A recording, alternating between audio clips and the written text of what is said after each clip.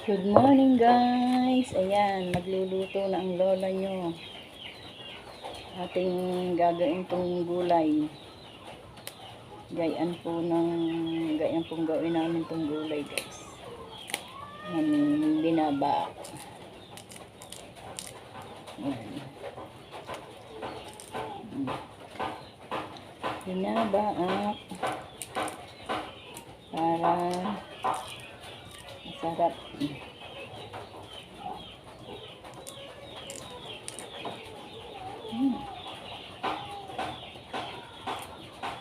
Pag hindi mo nasusog yung ano guys, mahirap ba akin? Yung ano talaga. Ayan. So. Ayan guys. Sarap. Sariwang sariwa.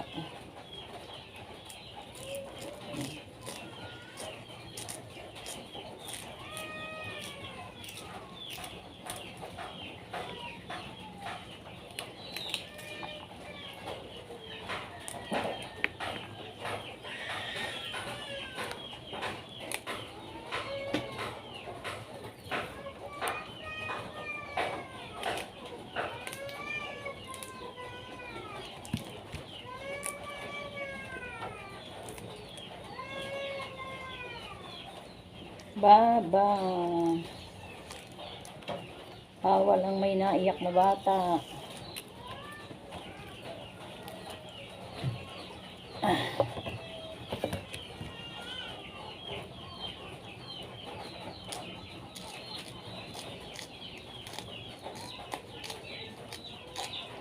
Ano ba yun? Nagpapaiyak sila na nagpapaiyak ng baby. Bawal ang may naiyak na bata. Ano ba kayo? Kulit nyo. Sa kapitbahay. May naiyak na baby.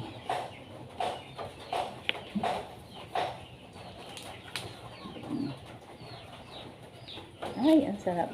Alam niyo guys, ako sarap na sarap dito sa ano, sa ganitong gulay nito, sigarilyas. Kahit igigisa lang po, lalagyan ng corned beef, okay na sa akin. Sarap po.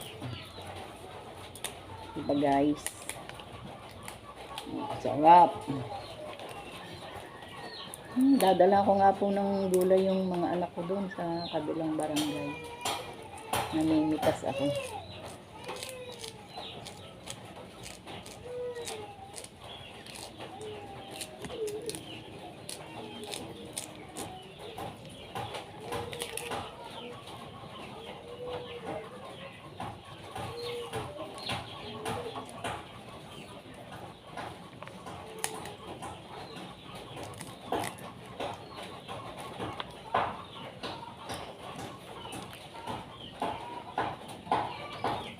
Sarap guys.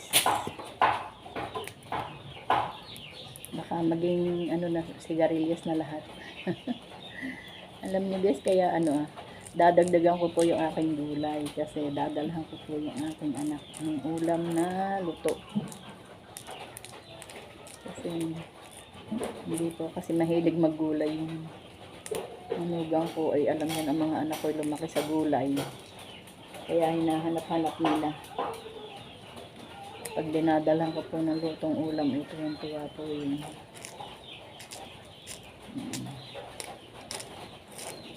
Ito ang anak ko guys.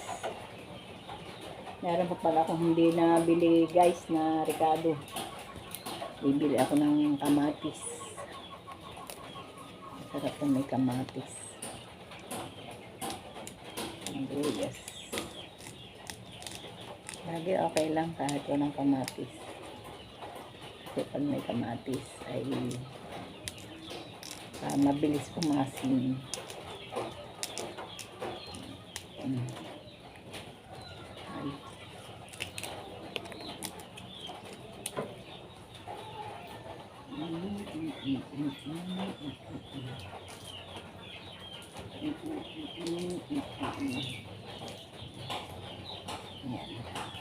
Okay na to guys. Oh, dami na no.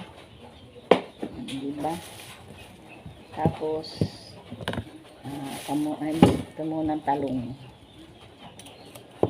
Talong guys. Dalawang talong lang. Okay na. Tingnan ko muna. Baka mapadami.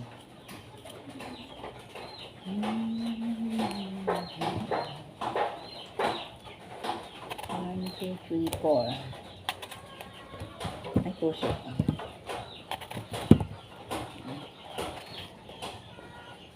Tingnan natin. Baka may tao. Wala. Bakit tao? Baka may hayop sa loob. Wala.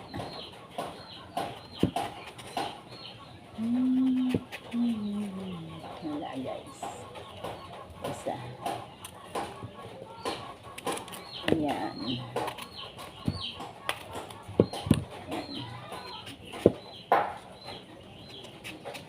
Ayan. Wala guys. Ating halasin merong sira. Ano yun? Hindi naman guys. Meron lang upa sa labas. Sarap ng gulay guys. Pagka ako hindi nakakain ng gulay sa loob ng 1 linggo, talagang hinahanap-hanap ko. Sawa ako sa laging ginisa. Palaya.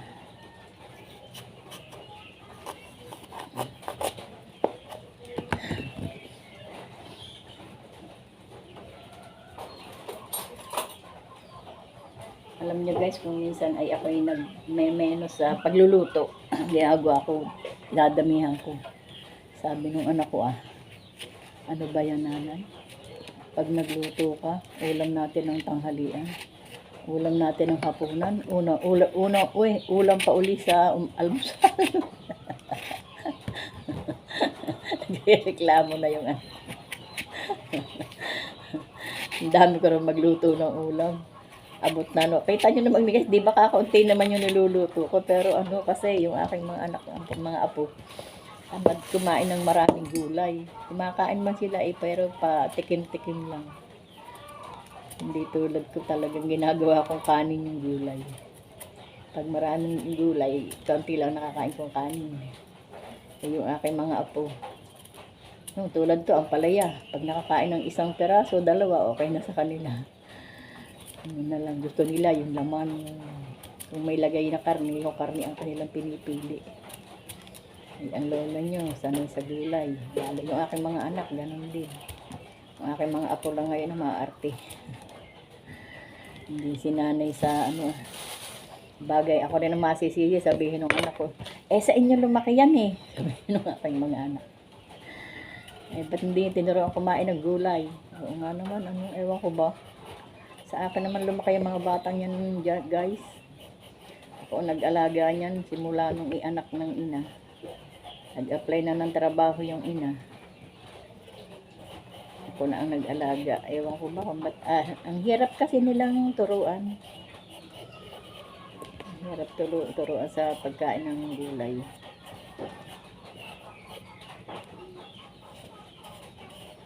Iba kasi yung pag-aalaga sa anak at sa apo. Ewan ko ba. Kasi ang anak, napipilit mo sila yung apo pagka sinabing kasi yung ina, hayaan nyo na siya. Ganon din naman sila, di hayaan, di hayaan. Guys. May patola. Panay guys, ang tatamis. Diba? Sariwa pa, ang tawag doon. Hilaw pa, pero matamis na siya. Matamis siya talaga. Sarap.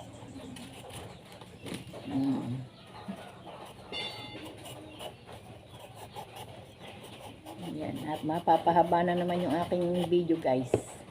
Yung iba nagre-reklamo. Kung minsan, ako nga kasi, kung minsan din, pagka yung nakikita kong sobrang haba ng ako'y naiinip din, diba guys? Kasi magandang sabi nga ni Peace in Bake, Lola, mas maganda ang mahabang anong tawag dito, yung Tawag dun mahabang video para pang premiere. Ayun, pang premiere. Mas malaki makukuha daw na WH. Ayun, malaki nga nakukuha ng WH. Kaya lang yung manonood naman naiinit din. Buti nga kung tinatapos. Sa bagay, mabuti yung mga di ba, yung mga host. Matiyaga sila di ba? This is Lucy, si Elisa, Mrs. Elisa, basta marami silang yung magagaling ang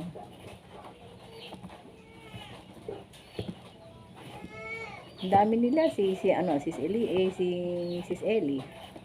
Ganun din. Mahirap ko silang balibad-baybayin. Ang galing nilang mag-play ng mahahaba.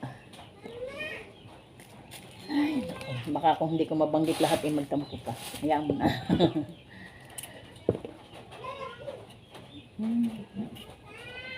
Basta ang galing nila pagka pagka halimbawa tulad ko mga nag-aano lang, mga tulad kong bastang nang play lang, di siyempre naiinip. Nakakainip naman talaga. Nakakainip naman talaga, guys. Sa bagay sa premiere lang, pwede naman. Kaya sabi ko nga kay Peace and Beat, baka mag-aano ako ng mapakahabang premiere. Sa bandang dulo, wala nang tao kundi ako. Nag-iisa lang lola nyo. Diba yun? Ayos. Nag-iisa na ang lola mong nag-premiere. Pagka mahaba, diba gano'n naman lagi, guys? Naiiwan.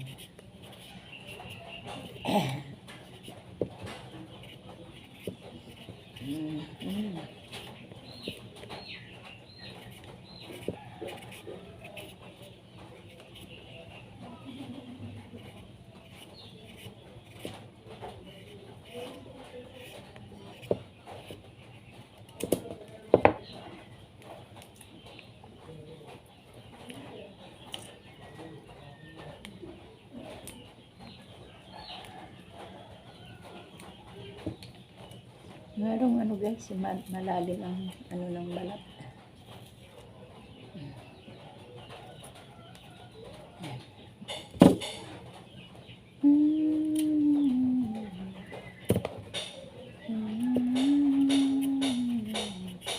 Alam niyo guys, mas tight ko po yung kamote.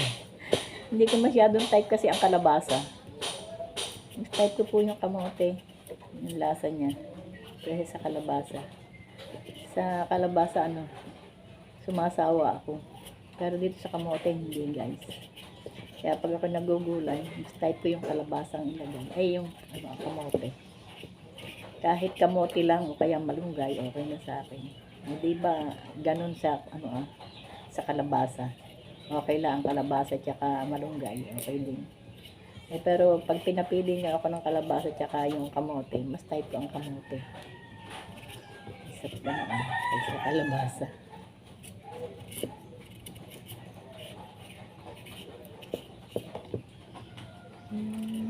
Lalagay sa gulay. Mas tight ko yung kalabasa, kamote.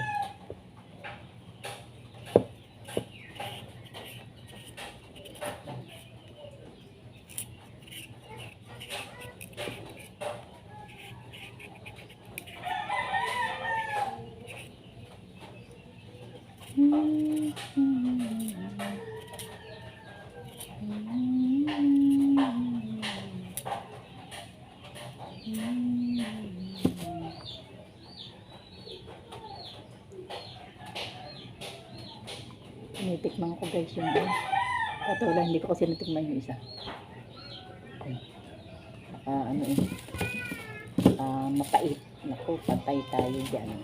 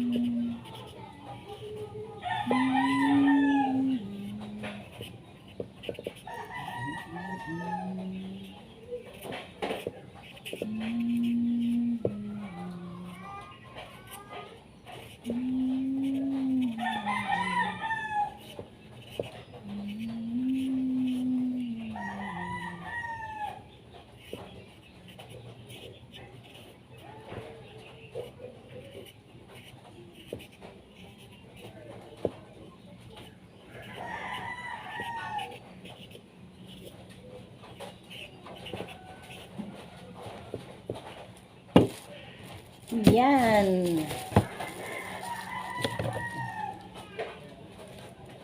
Okay guys. Ayan. Yari na ang aking gugulayan guys. Oh. Yan. Oh, patola. Kamote. Yan. Tapos sigarilyas. Yan guys.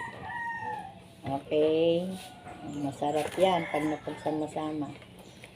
Makita nyo mamaya guys pagluluto ni Lola. Bye bye.